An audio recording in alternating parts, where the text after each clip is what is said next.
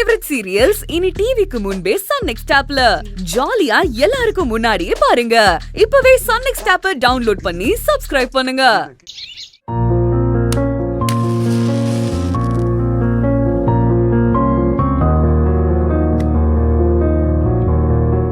அப்பா கபிலா, நீங்க உட்காருங்க, நான் போய் காஃபி எடுத்துட்டு வரேன். சரிப்பா.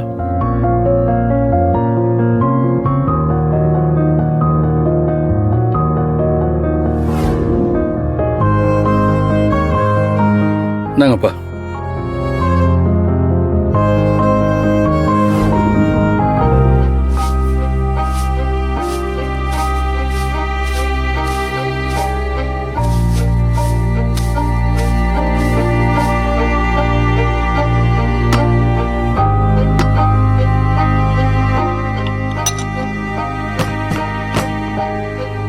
கபிலா, பா இங்க வாப்பா. பா கொஞ்சம் வேலை இருக்கு, தொடச்சிட்டு வரேன். அட வாப்பா. சொல்லுங்கப்பா. ஆபீஸ் வேலையும் பார்த்துட்டு இதையும் ஏப்பா பாக்குற? இந்த வேலையெல்லாம் நான் பாத்துக்க மாட்டேனா? பரவாயில்லப்பா, நான் பார்க்கலன்னா புனிதா வந்து பார்க்க ஆரம்பிச்சிருவாங்கப்பா. பாவம், அவங்க ரெஸ்ட் எடுக்கணும்ல. நைட்டு முழுக்க அவங்க அம்மாவை நினைச்சு வருத்தப்பட்டுக்கிட்டே இருந்தாங்கப்பா. நடந்த நினைச்சா நமக்கே உடம்பெல்லாம் பதறுது. புனிதாவை சொல்லணுமா? தாடா விட்டாலும் தன் தசை ஆடும்னு சொல்லுவாங்க. அதுதான் புனிதாவை இங்க இருந்து அவ வீட்டுக்கு கூட்டிட்டு போயிருக்கு. உண்மைதான்ப்பா. நேற்று கொஞ்சம் லேட்டா போயிருந்தா என்ன ஆயிருக்கும்னு என்னால யோசிக்கவே முடியலப்பா. எனக்கு ஒரு யோசனை தோணுதுப்பா, அது சொல்லவா? பா, இது என்னப்பா கேள்வி? என்னன்னு சொல்லுங்க. பொதுவா பொண்ணுங்க உண்டாயிருக்கும் போது தாய் கூட தான் அதிகமா இருக்கணும்னு பொண்ணுங்க ஆசைப்படுவாங்கன்னு கேள்விப்பட்டிருக்கேன். உன் அம்மா இருந்திருந்தா அவ புனிதாவை தான் பொண்ணு மாதிரி தாங்கி இருப்பா. புனிதாவும் சொல்ல சொல்ல கேட்காம எல்லா வேலையும் இழுத்து போட்டு பண்றா.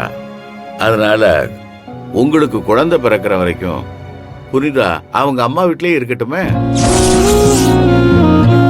என்னப்பா சொல்றீங்க? குழந்தை பிறக்கிற வரைக்கும் புனிதா அங்க இருக்கணுமா? அப்படி சொல்லலப்பா. குழந்தை பிறந்து அந்த குழந்தைய யார் துணையும் இல்லாம புனிதாவால பாத்துக்கிற முடியுங்கிற வரைக்கும் புனிதா அங்கேயே இருக்கட்டுமே. என்னப்பா யோசிக்கிற? பா, புனிதாவை நான் நல்லா பாத்துப்பேன்ப்பா. நீ பாத்துக்கிறத பற்றி நான் எதுவும் சொல்லல. புனிதாவோட வீட்டுல அவளை பாத்துக்கிறதுக்கு நிறைய பேர் இருக்காங்கல்ல.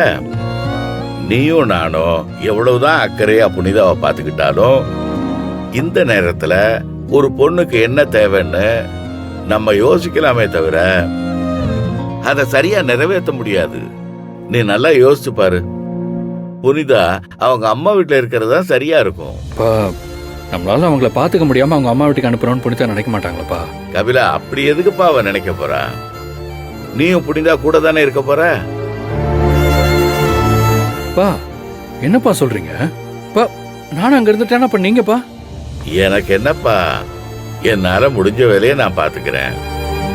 முடியலன்னா அங்க வந்து 2 நாளைக்கு இருந்துட்டு போறேன், அவ்வளவுதானே. நீ புனிதா கிட்ட இந்த விஷயத்த சொல்லி ரெடியாக சொல்லுப்பா. அது இல்லப்பா, உங்களை இங்க தனியா விட்டுட்டு நான் மட்டும் அங்க எப்படிப்பா? முதல்ல இங்க அமுதா இருந்தா அவளை நம்பி நான் விட்டுட்டு போனேன்.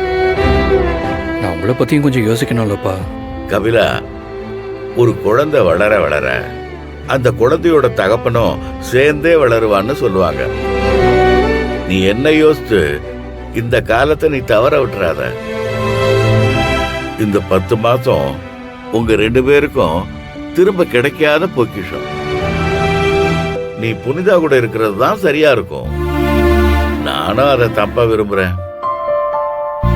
அட, தயங்காம புனிதாட்ட போய் விஷயத்த சொல்லுப்பா. அவ எப்படி சந்தோஷப்படுறான்னு அப்புறம் பாரு. அப்பதான் நான் சொல்றதோட அர்த்தம் உனக்கு புரியும். நல்ல நேரம் முடியறதுக்குள்ள நம்ம அங்க போகணும். சீக்கிரம் போய் ரெடி ஆகுங்க. சரிப்பா, நீங்க சொன்னா சரியா தான் இருக்கும். நான் போய் புனிதா கிட்ட பேசுறேன்ப்பா. சரி.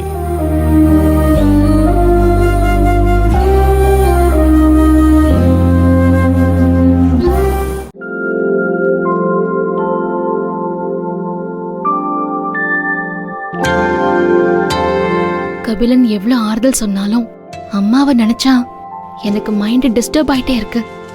அவங்களுக்கு ஏதோ ஆபத்து இருக்குன்னு எனக்கு தோணிட்டே இருக்கு. நான் அம்மா கூடவே இருந்து அவங்கள நல்லா பாத்துக்கணும். இத கபிலன் கிட்ட சொல்லலாமா? சொன்னா அவர் எப்படி புரிஞ்சுப்பாருன்னு தெரியலையே. அம்மா வீட்ல என் கூட இருங்கன்னு சொன்னா அவர் கோவப்படுவாரா? மாமா இங்க தனியா இருப்பாரே, அவரையும் அம்மா வீட்டுக்கே கூட்டிட்டு போயிடலாமா?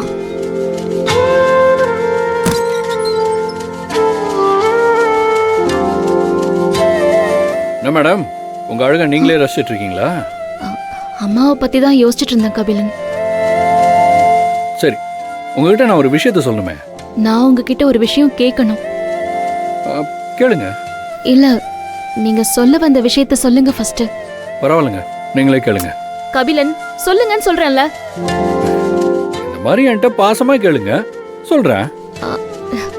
சாரி கபிலன், ஏதோ ஒரு வேகத்துல கத்தி சொல்லிட்டேன். பரவாயில்லைங்க, நீங்க தான் மகாராணின்னு சொல்லிட்டு இருந்தேன்ல.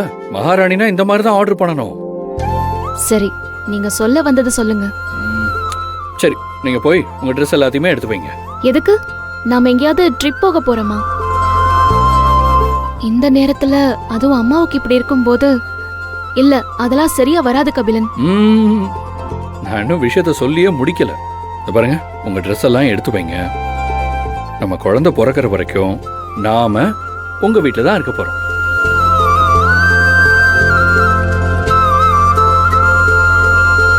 ஹலோ மேடம், நான் சொன்னது கேட்டுதுங்களா?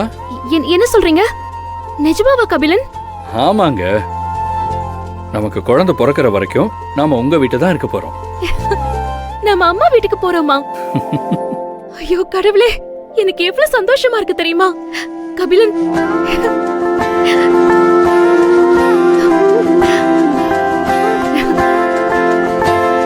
அப்பா சொன்னது சரிதான்.